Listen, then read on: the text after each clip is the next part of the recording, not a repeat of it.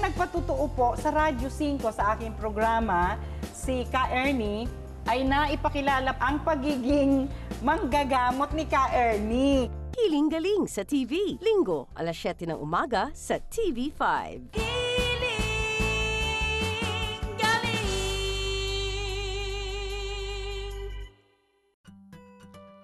Kapiling na po natin ngayong umaga ang magaling na si Nanay Carmelita Gacuya ng Dauma, Balacat, Pampanga. Happy healing morning, Nanay. Happy healing morning, Doktora. Ay, talagang magaling na nga. Ang ganda na ng smile mo.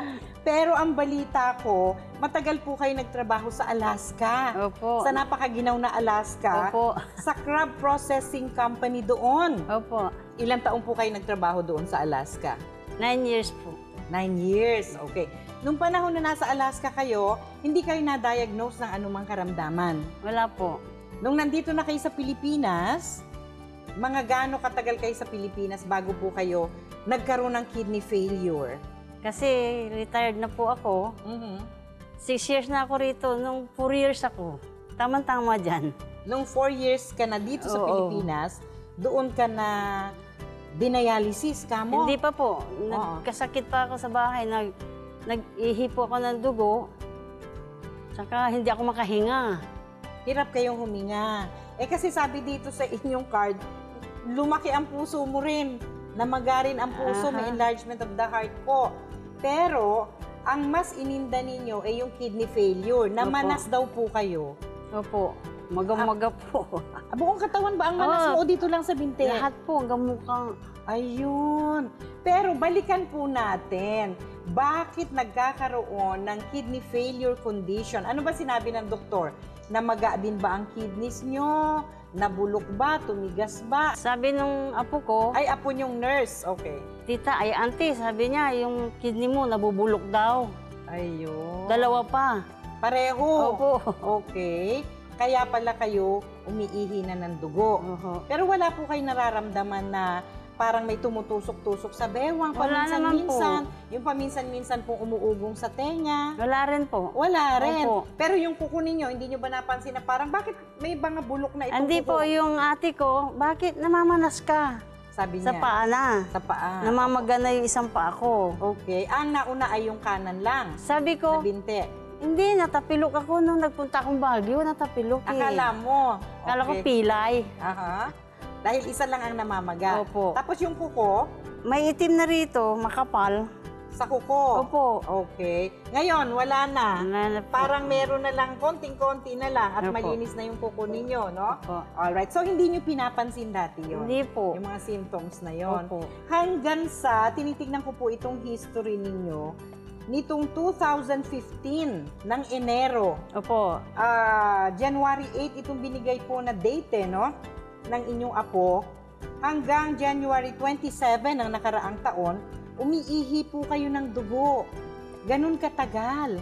Tapos, hindi ba kayo kaagad dinala sa ospital? Una namin pinuntahan yung ospital sa No, wag niyo sabihin. Ano nangyari doon doon sa ospital? Dao. Ngayon, Oo. itinitignan lang sa akin yung heart ko at saka yung high blood ko. Hindi nila pinapansin yun. Eh, pero sinabi niyo na po na umiihi kayo ng Opo. dugo.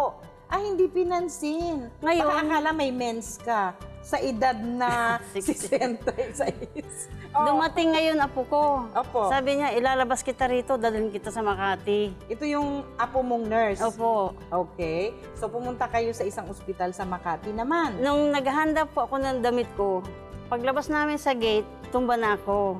Nag-collapse kayo. Opo, wala na akong malay. Aha. Simula Dao hanggang Makati, wala na akong malay, hindi ko na alam. Binuhat Ayun. nila ako sa ER, wala na Sa talaga emergency daw. room. Umiiyak na yung mga apo ko eh. Akala kinuha ka na ni Oo. Lord. Okay. At dito po sa inyong record, 2 araw kayong walang malay. Opo. Kaya naka-ICU ba kayo? Opo. Nilagay kayo sa ICU. Opo. Alright. Tapos, wala rin kayo naririnig. Wala talaga, parang tulog. Ako, Parang tulog ng 2 araw. wala. Pagkatapos, on the second day ba, on the third day kayo nagising? Third day na po. Third day Opo. na. Okay. Pagkatapos, ano sabi nyo, paggising nyo, meron na kayong... Oo, nakatutok na rito yung pandialysis nila sa akin. Paggising, sabi nung isang nurse, Ma'am, mamaya alas 5. dialysis kayo. Sabi Oh. ko, dialysis ba to? Sabi ko, dahil hindi ko alam. So, ibig sabihin, habang wala kang malay, dinadialysis ka nila. Opo. Ayun. Ibig sabihin, dumami na ang mga lason sa dugo mo, tumaas na ng tumaas ang creatinine level. Nabanggit po ba sa inyo kung gaano kataas yung creatinine tumaas? Umabot na 800. Umabot ng 800. Kaya nag-collapse na, sobrang dumi na po ng dugo. Dahil hindi pinapansin doon sa unang ospital, no? Yung kalagayan ng inyong kidneys. Okay. So, tuloy-tuloy po ang naging dialysis simula noon. Nung natauhan na po ako, twice a week ako dinadala sa dialysis. At napakahirap doon. Mhm. Pagka gumalaw ka ng konti at kumirot, ang sakit ng karayom dito. Oh, ganun pala ang pakiramdam ng Oo. may fistula na nakakabit. Mhm. Okay. At nabilang niyo po ba kung ilang beses kayong nag-I shall return na katulad ni MacArthur? 22 times po. 22 times kayong dinialysis. So, ibig sabihin po, tinutulungan kayo nung makina, no? Nung dialyzer, na linisin yung inyong dugo, pero puro bad pala ang kinakain mo. Kaya, pagkatapos ng susunod na linggo ulit, madumi na naman ang dugo mo. Lilinisin na naman po nung dialyzer. Pero hindi ninyo alam dati. Hindi po. Okay. Matagal na pala kayong dinadialysis. Paano kayo napunta sa Healing Galing? Itong pamangking ko, yung nanay ng nurse, Apo. narinig niya kayo sa radyo. Sa Action TV, nanonood po kayo. Yung liver, ang ginagamot ay pinapaliwanag nyo. Okay. Tungkol sa atay. Pumunta ngayon siya sa ospital. Sabi niya, Auntie, lalabas ka namin dito. Dadaling ka namin kay doktora. Okay. Sa akin daw. In-out nila ako. Mhm. Kinabukasan, akay nila akong ganyan. Kasi, Akay kayo. Akay. Kasi nasa second floor ang opisina Opo. natin sa Healing Galing main Nakaganyan office. ako kay Connie. Nakaganyan ako. Nakalungay-ngay. Ay, So, malatang-malatang. May dialysis pa kasi ako dito eh. Opo, may fistula kayo Oo. nakakabit. So, mahinang-mahina ang pakiramdam niyo Opo. noon. Alright. Wala akong lakas, kaya binubuhat ako ng mga apo ko. Ayun, second floor pa naman yun. Parang mataas-taas ang pinag-akayan sa inyo pataas. Pero ang nag-check up po sa inyo sa main office ay si Ate Connie. Opo. Yung senior naturopathic practitioner po natin.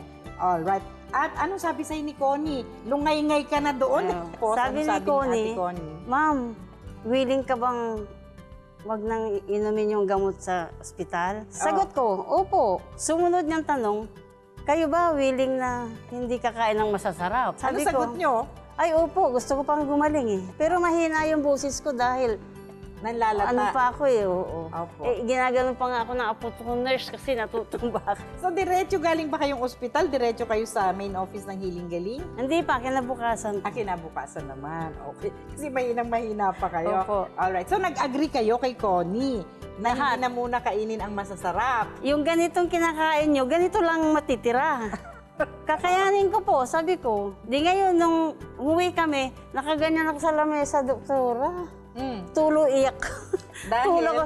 Wala akong makain. Walang toyo, Wala patis, lahat. bagoong. Binigla nila ako eh. Kasi yun po yung nagpapadumi sa dugo ninyo. So kahit dinadialysis kayo, kinakain nyo na naman yung mga maling pagkain na nagdudulot ng karamdaman sa kidneys, kaya idadialysis na naman kayo. Kaya I shall return, pabalik-balik po kayo, hindi gumagaling. Inabot po ba ng gaano katagal ang gamutan natin sa Healing Galing? Pagkaraan ng 2 linggo, bumalik ako. Sabi ni Connie, Sa main office ng Healing opo, Galing? sabi ni Connie, patanggal mo na yan, bumaba na ang creatinine mo. Kasi nagpa-check up ako ulit. Okay.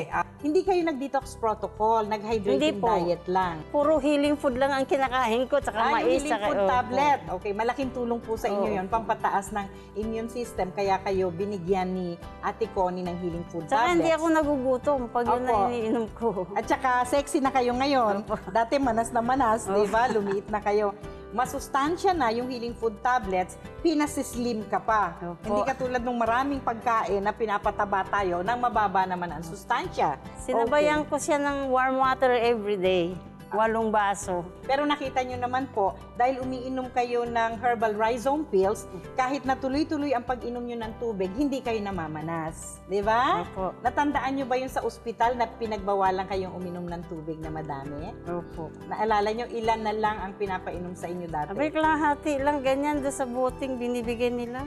Ganun lang Oo, po. Kasi kasi nakita po ng ospital na namamanas kayo. Opo. Kaya yun po mga kapatid, karaniwan na po yung mga pasyenteng may kidney condition ay nililimit ang intake ng tubig dahil tuloy-tuloy silang namamanas. Sa pamamaraan po, the Healing Galing Way, ay tuloy-tuloy po ang water intake ng pasyente at hydrating diet kahit may kidney failure kasi po may herbal rhizome pills, no? Opo. Ang purpose po ng herbal rhizome pills na yon ay vitamin for the kidneys, pinalakas po ang kidneys ni Nanay Carmelita. At the same time, tinutulungan siyang makaihi ng regular. Kaya kahit umiinom po at maraming sabaw ang kinakain niya, walang manas. Opo. Diba? Na-compare niyo po yung dalawang paraan ng gamutan kasi dinaanan niyo rin yung paraan ng Western medicine. Opo. No? Ang mangyayari po sa inyo, kung tuloy-tuloy po kayo sa Western medicine, maghihintay po kayo ng donor ng kidneys. Diba? Sinabi ba sa inyo yon? Oo, tsaka pinapalipat na sa akin dito eh.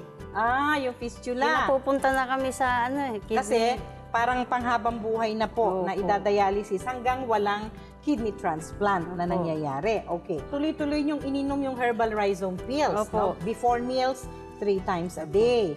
Tapos, malaking tulong po yung herbal antibiotic natin, ang serpentina. Opo. Ano ba ininom nyo? Yung tsaa galing sa dahon or tableta? Tabletas po. Tabletas. Opo. Medyo mapait. Pero, Nung una. Nung Pero una. ngayon, nilalaro na lang ng dila ko. nilalaro na lang. Ang yabong, oh. Wala nang Nilalaro pait, na eh. ng dila. Wala nang pait. Opo. Tapos, pinayuhan po kayo ni Ate Connie ng herbal vitamins B1, Opo. B6, B12 para po doon sa mga na-damage na mga ugat ng kidneys, nire-repair po yun. Kasabay nung pagsistrengthen ng herbal rhizome pills, no, doon sa inyong kidneys. Yung healing food tablets,